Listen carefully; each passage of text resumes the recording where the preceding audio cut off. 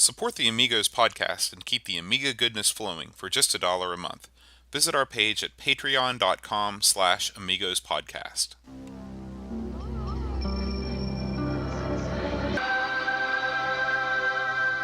Amiga, the first personal computer that gives you a creative edge. Amigos, the podcast about everything Amiga. Amigos is a proud member of the Throwback Network, your home for quality retro podcasts. And now, here are your hosts, Aaron Dowdy and John Bodovkar Schaller. Hi, and welcome to the Amigos podcast. I'm John. And I'm Aaron. And we're going to talk about the Addams family this week. But before we do, I'd like to go back to some feedback that we got last week. Sean from the Pie Factory podcast wrote in again. And he wrote in with some clarification on what an Amiga 1 was. So I thought it was a kind of a Mac sort of thing because it was called a G3. But he says that it was actually just built on the G3 PowerPC processor. And it wasn't, an iMac or anything like that. He goes on to say the Amiga 1 disappeared, but a few years after it disappeared, the SAM motherboard, another Amiga OS 4 device, came out and is still being made, but not quite as expensive as the Amiga 1. So I went over to AmigaKit.com and I found these motherboards. The one that I found was called the SAM 440 EP Flex. And let me read you some of these stats. All right. Okay. It's a PowerPC 440 EP CPU running at 733 megahertz. All right. It's got two 100-pin DDR DIMM slots. You can put a max of 1 gig of RAM in there. It's got a PCI slot, 4 SATA ports, 2 integrated Ethernet ports, USB 2.0. It's got a sound card on there. What would you pay for this board? Well, I've shopped at Amiga Kit, and I love their stock. They've got a lot of stuff, but ain't nothing come cheap. So I'm waging you're talking some, I'm going to guess $430. $600. Oh. So you're paying $600 for a G3 processor running at 733 megahertz. So that is about the speed of, a Mac from the early 2000s. But I guess for Amiga hardware, if you're running an OS 4, I guess it must be blazing. Well, if you think about it this way, now that is a substantial wad of cash. It is. However, you're getting all the enjoyment of a PowerPC chip of some quality, combined with some modern stuff, the SATAs and stuff. That'd be nice to have. It's expensive. I'm not necessarily sure what you would do with it. Maybe someone out there is running maybe a modern Amiga setup like that, or I'd like to hear what they do. I'm sure they make stuff for it, but I've seen some videos of people running modern Amiga stuff, but yeah. So if you're running one of these boards, leave a comment in the blog. I want to know what you're putting in all those SATA ports, because those are just hard drive ports, right? That's right. Yeah. So I'm interested to know. Yeah. Interesting. There's also on the site there's an Amiga 1 system. It's a full tower. It's called the Amiga 1 X1000. It'll run Workbench in HD. Snap. Unfortunately, again, it rings up for a cool $3,300. Yeah. Again, I'm not surprised by that. This stuff goes at a premium on that site. And I'd say I don't think they're necessarily jacking up the prices. This stuff's expensive, Yeah. I mean, anytime you're looking at the hobbyist electronics market, yeah. It's a small niche and you've got to price accordingly. Oh, yeah. So, let's see. Moving on. What do you have for us this week on our hardware segment, Aaron? Well, we're going to divert a bit from a hardware look back. Someone mentioned on one of the comments that they wish they could still play a certain game or whatnot, or they missed playing some of their Amiga stuff. So I thought, since we're early in our run on the podcast, it might be a good time to go over some alternatives to having an actual Amiga to play some of the classic games that we play. And there are quite a few options for a person that doesn't have an Amiga, doesn't have the money to get into Amiga, doesn't have one sitting around from back in the day. Now, before I go into this, I will say nothing beats having an actual factual Amiga. I've got several of them. I play my games on the actual Amiga. It's great. I play them all the time. I've always got the Amiga hooked up. And with modern technology, you can take your original Amiga and make it much more user-friendly. And we'll probably go into that somewhere in the future. But like, for example, on my Amiga 1200, I use the IDE interface on it to run a card, a compact flash memory card. Pretty standard stuff. A lot of people with 1200s do it that way. And you just load the games right up. There's a great interface, and it works great. And you can have all your games in at once. You don't have to go and load those floppy disks that are 20 or 25 years old. Try to load them up. But if you don't have an Amiga sitting around, there are options. First and probably most widely used option is a program called WinUAE. It's been around since about 1995. I always wondered what WinUAE, what that stood for. I looked it up. And originally, the WinUAE is a great, very fully developed emulator for the Amiga. It'll emulate most of the processors. It will, in fact, I think it emulates all the processors. It'll emulate all the Amigas pretty much, all the various ports, special software, special memory configurations. It's great. The caveat is it can be difficult to set up and use. I've got a WinUAE set up at home with a hard drive file to simulate a Windows or simulate an Amiga with a hard drive. Wasn't the easiest thing I've ever done, and I sort of know what I'm doing, so I could see someone that's not real knowledgeable about how the Amiga works just goes in there and tries to play, Blood Money or something. They may be in trouble. The bottom line on that, you have to have some knowledge of what you're doing. There are forums, there are pages that you can go to for help, but it's not the easiest thing to use. Now that said, it's definitely the widest used emulator for Amiga. It's pretty much the only game in town these days. It's been ported to Linux, the Mac, obviously Windows, DOS, and it's on a bunch of crazy stuff like FreeBSD and BIOS, and they had a Palm version, if you can believe that. The Android has a version. Another one I use quite a bit is the Xbox. The original Xbox has a version that works real well. PSP, the GP2X, if you've ever heard of one of those, it's a little handheld from Korea. They've got a version for iOS. They've got a version on the Wii. They've got a version on the Dreamcast. So there are a lot of options out there to use WinUAE. And if you use one of the options on, say, one of the consoles, it's actually a lot easier to use. But they're limited. You're not going to get the full meal deal that you do on the PC. Another thing you have to do with WinUAE is come up with a Kickstart ROM. It doesn't include any Kickstart ROMs. Doesn't include any discs. So you're going to have access to images and Kickstart ROMs. The only place you can get Kickstart ROMs legally is from a company called Cloanto.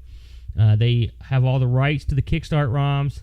I mean, let's face facts. If you want to go out there and pilfer around, you can find every Kickstart ROM with minimal effort. Yeah. And however, if at this point you're playing Amiga games and you want to emulate them, chances are you don't own all the games that you want to emulate. Yeah. So yeah.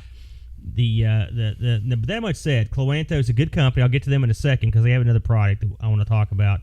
But they do sell the Kickstart ROMs on their website, and like they've been the sole distributors of the Kickstarts for quite a while. So with the Kickstart files, WinUAE, you can get yourself in business. WinUAE is a free program. Just you can download it anywhere. Just Google it; it comes right up. It's a good program.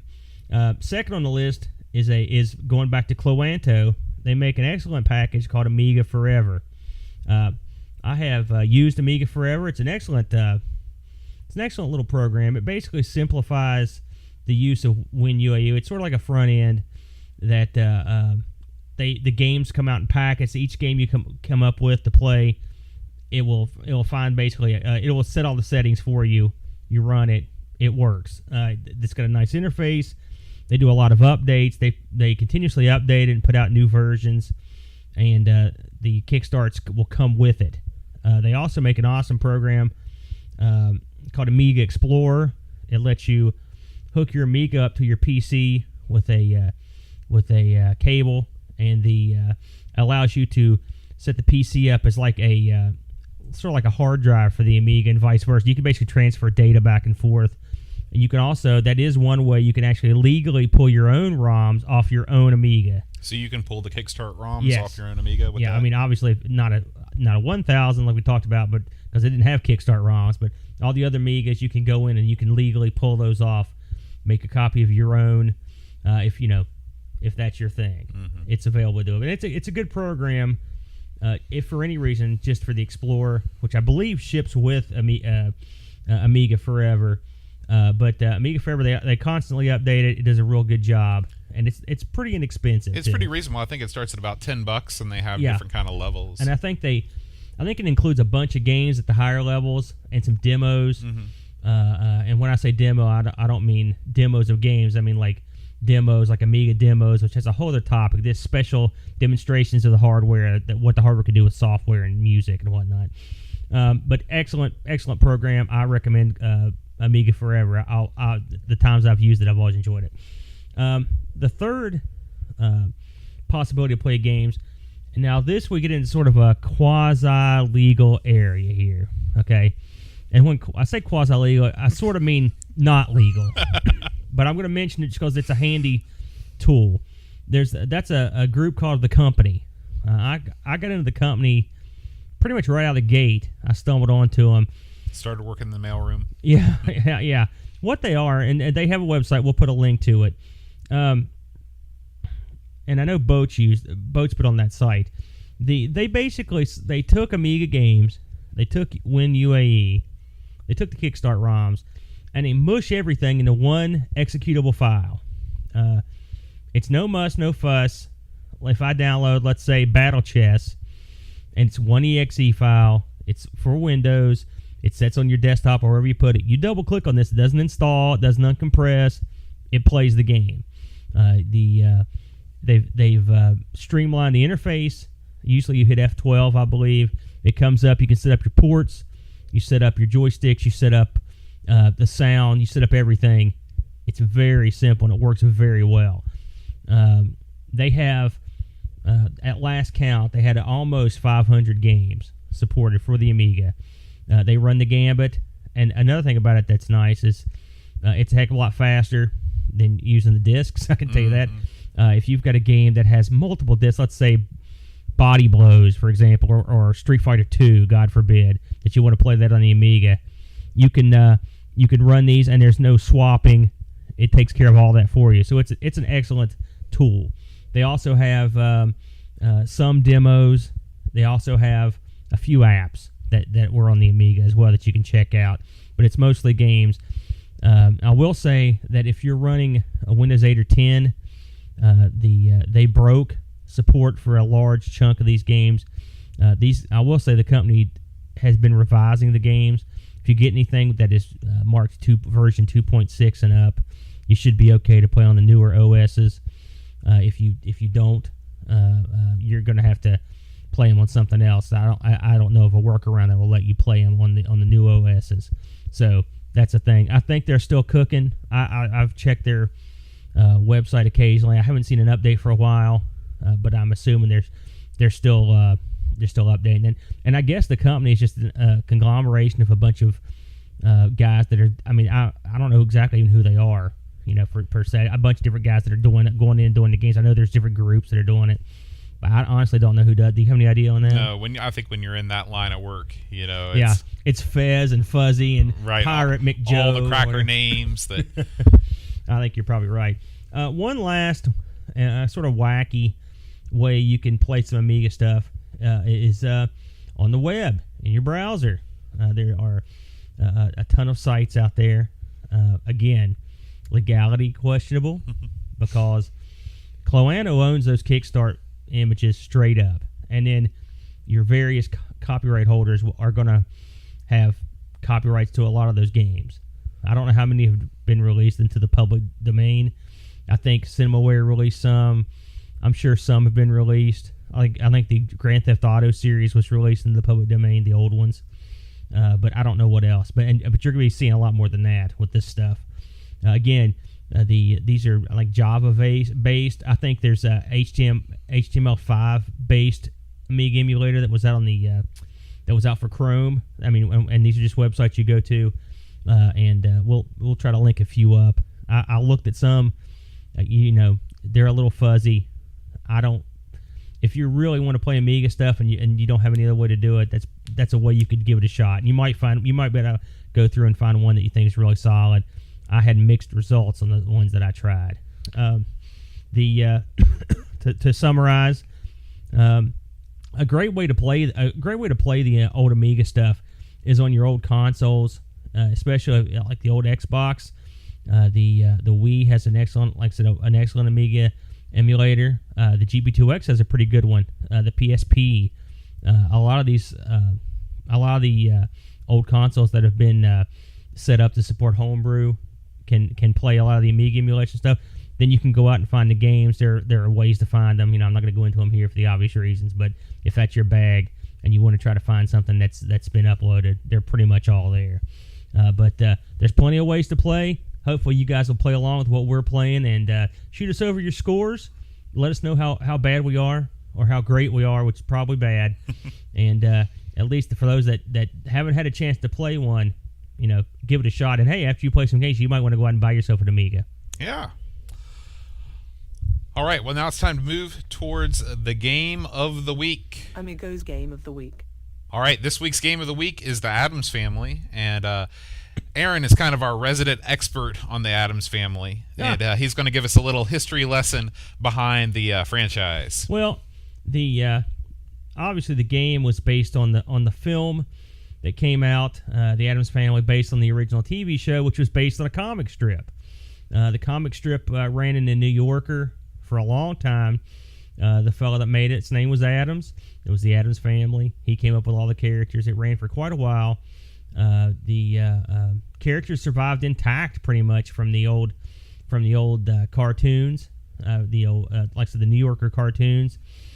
I did read that when the TV series came out, they suspended the comic strip from the New Yorker, and suspended it for a long time. I don't know if they were mad or didn't want to support the TV show. Right. Well, the New Yorker is kind of a highbrow organization. Well, and network TV, maybe they didn't want to be associated with that. Yeah, you might be right. The original show, I watched it a little bit. Obviously, I didn't watch it was on, but everyone probably saw it in reruns. It had, I think, John Astin played Gomez. Boy, I can't remember most of those characters. He's really the only one I can think of off the top of my head that I can remember his name, because he went on to do a bunch of other stuff. He was in so much stuff. I loved him and everything he did. He was in Night Court. He was great. He was in Briscoe County Jr. If anybody watched that show, he was great in that. He was in the Rod Serling's Night Gallery. He was in a bunch of episodes of that. He directed an episode of that. He was also doing some directing through the 70s and 80s. He's been around for a while. The movie version starred Raul Julia in the role of Gomez. I think Morticia. What was her name that played Morticia? She was another famous actress. Yeah, I can't remember. Angelica Houston. Right. She played her. And Christina Ricci played Wednesday. Yeah. And Fester was it was another guy that he was Reverend Jim from Taxi. He was in Star Trek. It was the guy that played Doc Brown in Christopher Lloyd. Christopher Lloyd, yeah, he played Fester. So this was a game that was pulled out of the movie. The movie did pretty well. So the game, I think the movie made about $140 million on a $30 million budget, so it did quite well. It was very well received. It also spawned the all-time best-selling pinball machine, which was the Addams Family pinball machine, which I believe moved 30,000 units. Is that right, Bo? Yeah, I think it was not only the best-selling pinball machine, but I think that it was the most manufactured pinball machine of all time, which is a lot of people think that the Addams Family is a super rare machine because of the prices that it goes for, but it's actually the opposite is true. It's just it's super expensive because it's super desirable. Yeah, it's very popular. Myself and Bo are also pinball owners, and so we see a lot of these things come and go, and that's one you see go for a hefty fee. It's right up there with your Twilight Zones and those sorts of machines. So anyway, the game was pretty well received. I just looked up some history on it to see. I wasn't even sure what it had been released on, and it got released on the. It was on the Super Nintendo, the Genesis, the NES had. I sort of had I guess it was the same game. It was the Addams Family. Well, the Addams Family was ported to almost every machine. Yeah, literally almost every machine. There were a couple different ports within the series, though. The Super Nintendo, the Genesis, the Amiga, and the Atari ST versions were all the same. Okay. The NES, Master System, and sort of the Game Gear port is kind of the same. The Game Boy port, I think, is on its own, but it shares certain things in common with the other 8-bit ports. So even though it was ported to a bunch of machines, obviously technical limitations made it so certain aspects of the 16-bit system things couldn't make it to the 8-bit versions. If you think about how crazy that is, that's a wide swath. Oh yeah, of machine and varied. Well, you've got computers and portables and consoles. That's kind of nutty. Yeah, it came out in '92. Right. So that was right, around the launch of the Super Nintendo, and so the Genesis had been out for a couple of years at that point, but that was really when the 16-bit movement was gathering speed. But at the same time, there were still lots and lots of people that had, the regular Nintendo. So I think a lot of licensed games at that time, from say '91 to '93, were just released on both sets of platforms. It's neat to think that something went from the Atari that spanned the globe from say the Atari ST and the Amiga down to the Master System or the Game Boy. Yeah, it's kind of cool. I mean, I wonder how many movie licensed games are on that many. I mean, I know they try to spread them out, but I mean that's a wide variety of systems over a couple of different generations. It's I mean, I can just think of off the top of my head Terminator 2 again. Released in around 92, 91, 92, 93. It spanned the thing. Really, even on the Master System, there's a. I don't know about the Master System, but I know. Is it? You mean talking about the gun game? No, I'm just talking about there was a separate Terminator game. But I mean, what was it? Was it a shooting game or was it a platformer? It was Well, it depends. The NES version was an isometric 3/4 deal. Right. Then there was T2, the arcade game, which was the gun game. That's the one I'm familiar with, yeah. And of course that was, but again, you're talking about, a licensed game that it has these different games, but they're different games released, just due to the limitations of the system. I don't know if the 8-bit systems, I don't think could handle the fast action of the shooter. I wonder how many games that the Atari ST and the Master System have in common. I bet that's a pretty small Venn diagram. It can't be too many, That's crazy to think about. Yeah. But the 8-bit games are not really great. I mean, they don't control very well.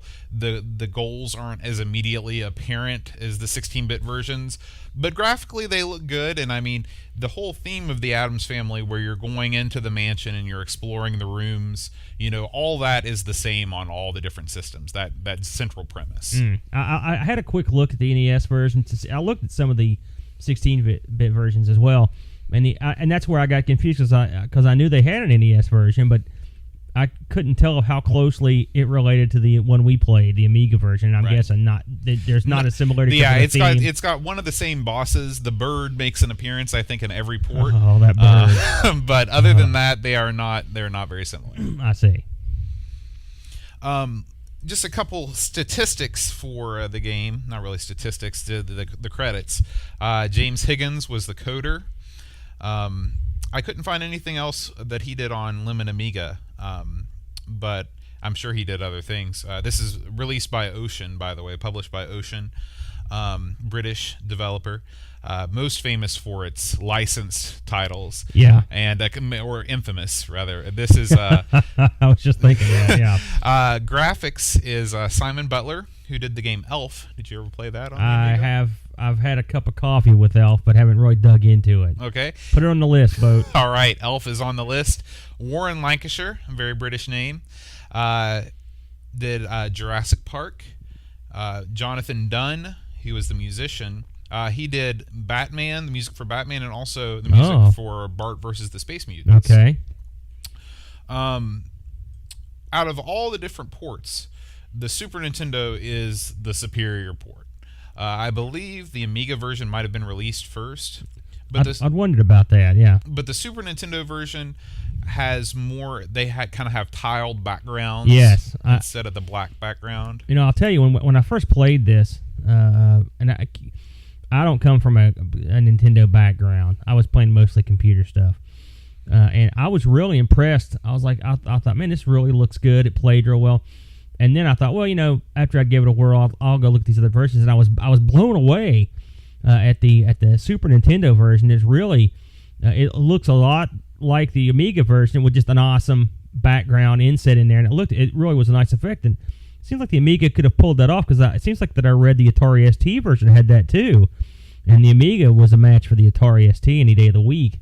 So I don't know. I wondered that myself if the Amiga came first and they try to jazz them up for other ones. And I looked and I couldn't tell. I couldn't never find out which one came out first. Yeah, a lot of these games, it's really hard to pin down an exact release date because they just didn't, they didn't release that information. And but that's the way it seems to me. The biggest fault. Well, there's a couple things that are different. I don't know if you noticed in the Super Nintendo version, there are actually weapons that Gomez can use. I saw that. It looked like he had a fencing foil. A fencing foil. It's the only one I saw. I didn't watch a ton of it, but I was like, that would have been handy. Yeah, he's got that, which fits the theme of the movie. Sure. He also has a bouncing ball, which doesn't fit anything. But Mr. Do style? Yeah, Mr. Do style. It's kind of a bouncing ball that works kind of like a fireball from Mario. Oh, okay. But those, I think that they might have taken those out just because they require that second button on the controller. Again, it makes me wonder if the Amiga version came out first and those just weren't available, or because a fencing foil, you could have done something. Surely, I mean, you could have. Then again, you get to that old point where you're jumping by putting up, and on this kind of game, that would have been a real travesty. So, I guess my question is, did the Amiga version have the same sort of enemies that the Nintendo, because I mean it seemed really hard. I thought to myself weapons would have been useful, but they weren't necessary. Right. Well, I can tell you this because the Addams Family is probably the game that I am the most familiar with of any game of all time. Oh, boy. And the Amiga version and the Super Nintendo version, the enemy placement, the rooms, the bosses, the music, even the music is all identical. So the ports, the only difference is they don't have the backgrounds, the weapons are gone, and the biggest fault to me is that on the Super Nintendo version, they name each one of the rooms. I noticed that, and that would have helped. It was I was easily lost in the mansion. Yeah, and the thing is, too, some of these levels are long. Yes. And when you have a little kind of humorous name to the room, it kind of give you some moral support when you're going along, and it's kind of a British thing to do too, because Manic Miner, Jet Set Willy, the Dizzy series, they all had these named levels. Sure, yeah, I remember in Jet Set Willy. Yeah, I know exactly. Yeah, they did have those. So I don't know why they left those out of the Amiga version. They could have easily, I'm sure the Amiga could have handled that. Oh yeah, yeah. So, but other than that, the ports are exactly the same. So they're a duplicate, pretty much. Yeah. And so the mansion, the grounds, everything, all the secret stuff. Everything's the same, all the secret stuff. Because I noticed the difference on at least one thing. What's that? I think. I noticed when you go into the mansion, you go left. Mm-hmm. Under the stairs is a secret door. Mm-hmm. Okay. I went in there. There was some 1-ups in there and some other stuff. I think there were some hearts and whatnot. And you could get into some other stuff in there. I watched a video of a fellow playing the Super Nintendo version, and it seemed like there were like a ton of more stuff in that secret room and a ton more 1-ups. Well, I'll tell you, what you have to do is when you get into that room, you have to go up to the corner, press up again. There's a second secret door. I went in there. All that stuff. I got in there. It's all, everything is 100% the same. Really? Mm-hmm. Maybe I got into another spot that I don't. There's one small difference that has to do with a fez and the shoes that's different that I'll point out in the live stream because it would be boring to recount it here. Uh-huh. But if you're interested in an in-depth view of the Addams Family and all the things, all the secrets, all of the ways that it's different than the Super Nintendo version, stick around for our live stream and our YouTube archive of that, because I'm going to go through all of that as we do a complete playthrough of the Addams Family. Yeah, because I've got there's a couple spots that I just could not figure out what I was supposed to do, and I knew there was something that was missing. Mm-hmm. There was one key. It was through that secret door where you get the super jumping shoes to jump across this colossal pit to get the fez, the flying fez. And once I got the fez, I didn't know what to do, right, or where to fly. So you could. I'm guessing you know. Where I will that's show at. you. Yeah, I'll show you all that. This does stuff. not bode well for my score today, ladies and gentlemen. I feel a beat down coming on. there's an excellent comparison between the Super Nintendo Mega Drive / Genesis, Atari ST, and Amiga versions of this game at Retro Sanctuary. I think I said that twice. I'll put the link to that in the show notes. That's where I'd never seen the Atari ST version, but they break it down and they show you the differences in the graphics. And apparently the biggest fault of the Atari ST version is that it's kind of stuttery. The scrolling is not smooth. It did have the tiled background. Though, yeah, I believe it did. See, that is odd. I would be interested to know why the Amiga didn't get that. Yeah, and again, it could have just been the first version that they had to rush out, and then once it sold well, they decided to port it. I don't know. It reminded me of, if you've ever played Prince of Persia, which maybe one of these days we'll get along to that one. The Amiga version, which is great, the sound is outstanding, but if you watch the Genesis version or the Super Nintendo version, they have very pretty backgrounds. The Amiga background is just black. It's just completely black. It's a lot like this, and now makes me wonder why it's like that, or if it's just the first time they did it. It could have been one of those things where, maybe it was the size of the game, the size of the other sprites, because the sprites are big and they're well animated and they're detailed. This isn't Lionheart or something like that, where there's the sprites are a little bit smaller, the enemies aren't quite as detailed, but they were able to put those parallax backgrounds on the stages that were real pretty. I will say, I went into this, I wasn't enthused, I'll be honest with you, especially after playing Super Frog. Some of the more colorful platformers, I thought, oh, here we go, an Addams Family. But I'll have to say, I was wrong. I was 100% wrong.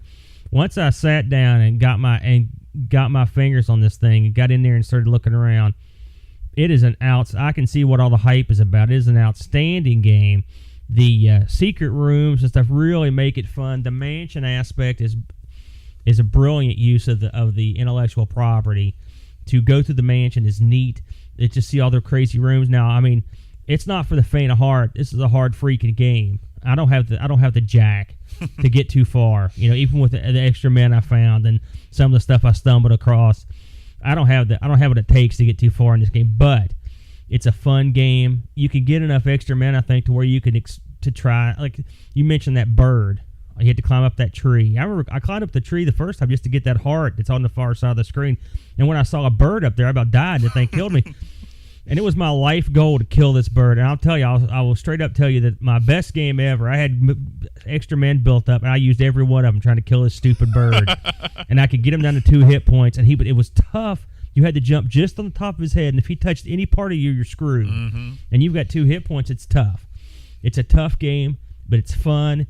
They keep everything light. The enemies are great. They're varied. I watched the guy run through it, and it was long, a lot of varied levels. The sound is great. The music is outstanding, and I just thought it was a treat to play. I was really impressed with it.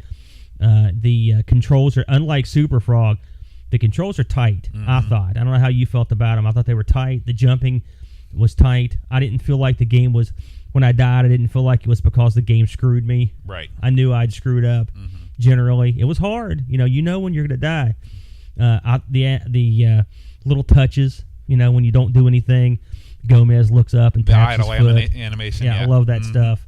And I just thought it was outstanding. I will say I did watch the game being beaten, so I could get a full view of it. I didn't beat it, folks. And at the end of the game, that would be a letdown. Not to spoil it for anybody, but the 20-some-year-old game, but the ending, I would be annoyed if it was me. Now, I have not beaten the game on the Amiga yet. I was saving it for this stream so I could record. You think you can do it? Oh, I know I can. Oh, geez. But I'm going to be interested to see how, because the Super Nintendo ending is pretty darn cool. So I'm wondering what is different about the ending of this game. So stay tuned for that. Let me ask you a question, Boat. According to what I saw, this game, you could run through this game. The run through I saw took well over an hour and a half. I'll beat it in half the time. Wow, half the time. Yeah, I'll beat it in about 45 minutes. All right, you heard him, guys. But Boat's, I've seen Boat play this on the what was a Super Nintendo, and he's a good hand, there's no doubt. The reviews of the Addams Family were generally positive. Most people were just dumbfounded that this licensed game could be so good, because Ocean did not have a good track record before this point or after this point of making good licensed games. No offense to our British fans, because I can tell you right now, a lot of the people in the UK really like Ocean a lot, and they, to be fair, they had some good stuff. Hey, I like Navy SEALs, for example. Horrible film, but I always liked the game. So they put out some good stuff. But yeah, they did a lot of I have very bad memories of the Jurassic Park on the Super Nintendo. You could play as the raptor. You don't. That was a big selling point, wasn't it? Yeah. But the Ocean, they can open doors. Yeah, you got that going for That's you. True. They really knocked it out of the park on this one. Retro Gamer magazine called it the greatest platformer on the 16-bit system. They even said that it was better than Mario, if I recall correctly. They devoted an entire issue to it that I wish I still had, but when I moved back from England, I left all those at the Oxfam. Dope. So that's high praise, by the way, because the Mario games, those are the holy grail of platformers on the consoles. I would put this, the plot on this is awful good. Mm-hmm. I think really that makes the game come together. Exploring the mansion. I have to say, if you'd told me before we reviewed this like, oh yeah, it's on par with Mario, I'd have been like, oh. But it's awful good. It is awful good. This backgrounds aside on the Amiga, it plays awful good. Mm-hmm. And I would go so far to say that if it's not better than Mario, it's by far the best Western developed platforming game on the 16-bit systems. I can't think of one that's better. Now we'll have to go through all the Amiga platformers to see how they compare. We've played some of the best ones right out of the gate. I mean, really, we hadn't planned it that way, but those are the best ones. They really made a great design decision with the Amiga to make the button on the joystick jump. Agreed. That's a big failing. I on Super Frog, you just can't pinpoint control. I can anyway. I mean, I guess people get used to it, but I would personally rather hit the button. Even the speed run that we saw, it was done on the DOS platform, I think, because you have that jump option on there. That wouldn't surprise me. Just another thing that makes this game really unique is that it's really an open world platformer. I mean, you can tackle any of the levels in any order. If you get bored with a level and you want to just go back to the hallway, you can just turn around and go back to where you were. I love that. I love that aspect. I picked different ways almost every time, and it kept the game fresh. It really did. I mean, that's really a brilliant move. Another brilliant move. No, I mean, it wasn't linear. You could, and there were places that you could have shortcuts to go back to the hall if you got to the middle of a level and you wanted to go back and try another level, maybe come back later. I like that. I thought that was an awesome addition. Yeah. So, Addams Family, thumbs up.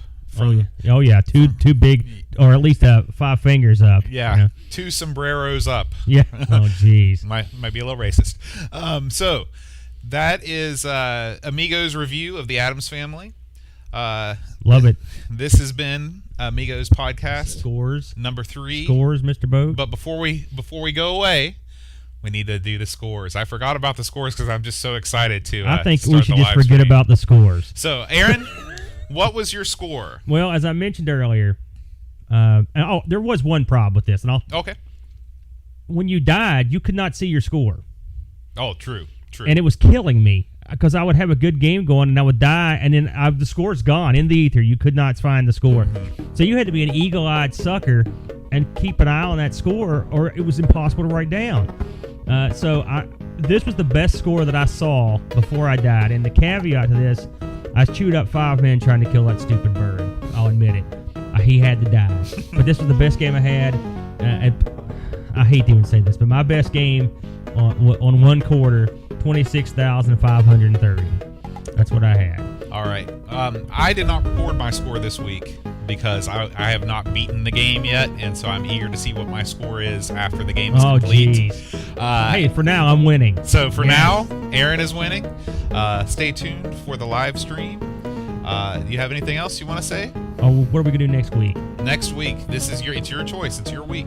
Oh, boy. Well, should we go out of platformers here? Let's try... let's go in a different direction. It's funny, I gave this no previous thought. But much like most of this podcast. I hate to do one more platform because we've done so many. So let's try something else. Let's try a game. This is a simple game, but it harkens back to the early days of the Amigos, one of the first big titles released. I would like for us to review Marble Madness. Oh, that'll be great. It was an early release. I think it even runs on Kickstart 1.2, and that would be a neat one to look at. Yeah, that'll be another fun one to compare different platforms too. So, if you'd like to start playing that and racking up your top scores, we'll start playing it. Also, you might want to mention that we have a new affiliation. Oh yeah, well, it's also in the bumper at the beginning of the show. Oh well, okay. But we are now proud members of the Throwback Network, your home for quality retro podcasts. Special thanks to Rob Flack O'Hara for inviting us in. It's quite an elite group of podcasts. The Antic Atari 8-Bit podcast is on there. The Sprite Castle C64 podcast. I mean, there's some great podcasts on that network, and we're proud to be another podcast. I won't say we're another great podcast on there. But we snuck in the back door when no one was looking. I think it's great. It's great news. I'm a big fan of Flack. I listen to his podcasts. I love them on the Retroist, which is another brilliant podcast. And it's a real honor and a treat to be even mentioned along with those other fine podcasts. And we're going to try to do our best to live up to the standard that they've set. Absolutely. And so, this has been Amigos episode 3. Adios. Adios. Adios. Adios. Adios.